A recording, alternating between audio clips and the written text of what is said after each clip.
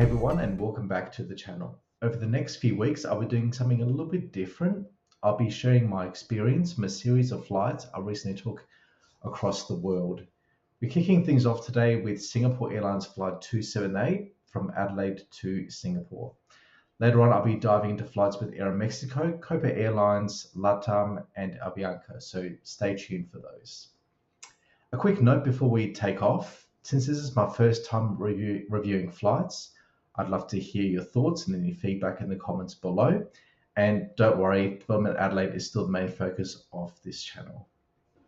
So, Singapore Airlines Flight SQ278 between Adelaide and Singapore. This used to be a daily service, but now flies about 5 times a week, along with the afternoon SQ276, which also runs 5 times a week.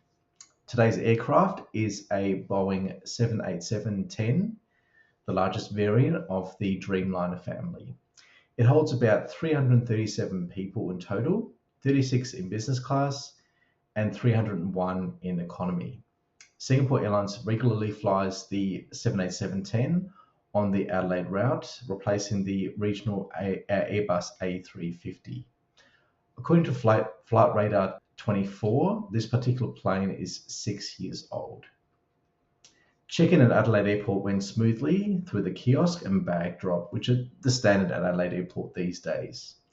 With a 10 past 10 departure, most of the morning rush at Adelaide Airport are already passed, making the security check quick and hassle-free. I mean, no wonder this airport won the award for the best regional airport in the Australia Pacific region. Keep in mind that the security screening area is currently under construction as the scanners and x-ray machines are being upgraded. After a stroll through the airport, it was time to head to the international area.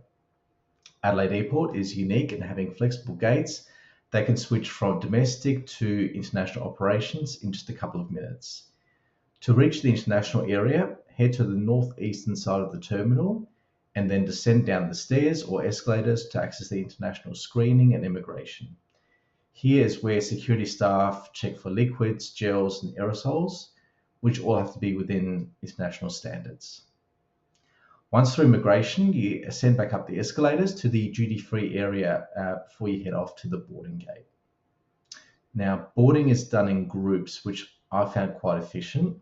Despite being in one of the final groups, the queue on the Aero Bridge was much shorter than I've usually experienced in the past. So that was a really positive experience there. There was also plenty of space in the overhead bins, and no one had to scramble or gate check their bags. This is a 787, so they have increased the size of those bins above you.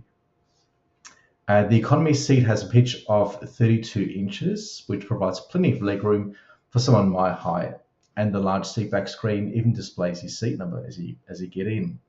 I'll cover the entertainment options a little bit later in the video.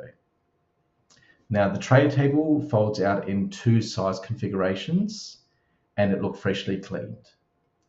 There's also a small mirror tucked away behind a sliding panel, which is really handy if you just have a quick look and check before you take off.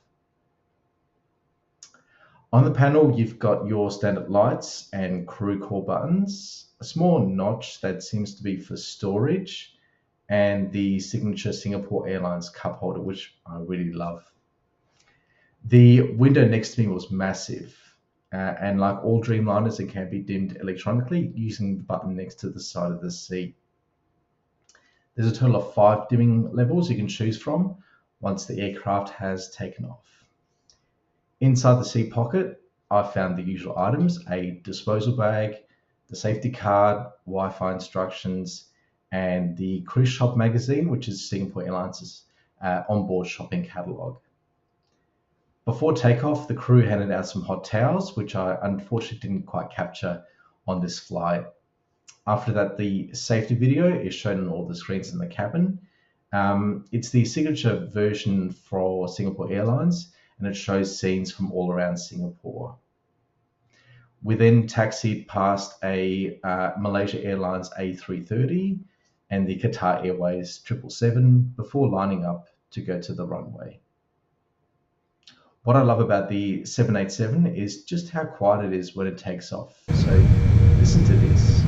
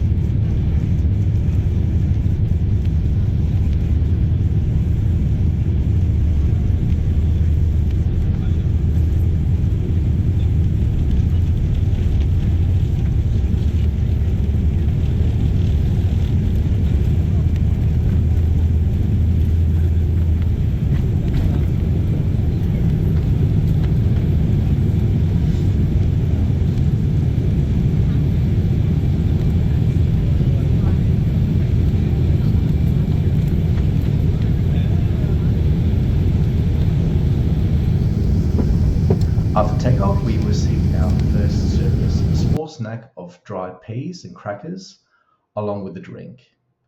Lunch followed shortly after that. I chose the beef goulash, but there were also options for wok fried chicken and dal masala. The meal came with a bowl of water, bread, cheese and crackers, salmon salad, and another drink. And here's a pro tip: always ask for the whole can. Later in the flight, we were treated to some gelato. All of it was delicious. Even the salad impressed me. So now on to the entertainment. Using your touchscreen, you can explore flight details, movies, live TV shows, and music. Now, I personally love watching the flight map, even though it did take me a few tries to launch properly.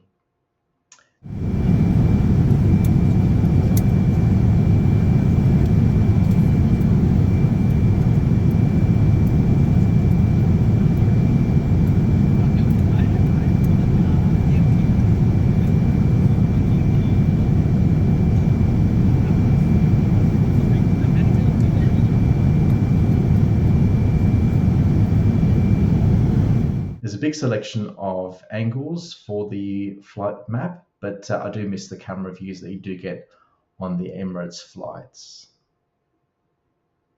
All right, let's talk flight comfort. The cabin pressure was set to 1,841 meters, which you can see on my Garmin watch there, which is about 6,000 feet above sea level, which was quite comfortable. And that's really just thanks to the advanced materials that they used in the 787's design. The toilets were quite basic, nothing special to report here. Amenities included toothbrushes and toothpaste, soap and paper towels. Towards the end of the flight, the crew handed out the final meal service, a honey mustard chicken ciabatta. Flight time is usually between 6.5 to 7 hours, depending on the weather. But yeah, overall, it was a fantastic experience, and I really, really recommend flying Singapore Airlines internationally out of Adelaide. So, have you flown this route before with Singapore Airlines?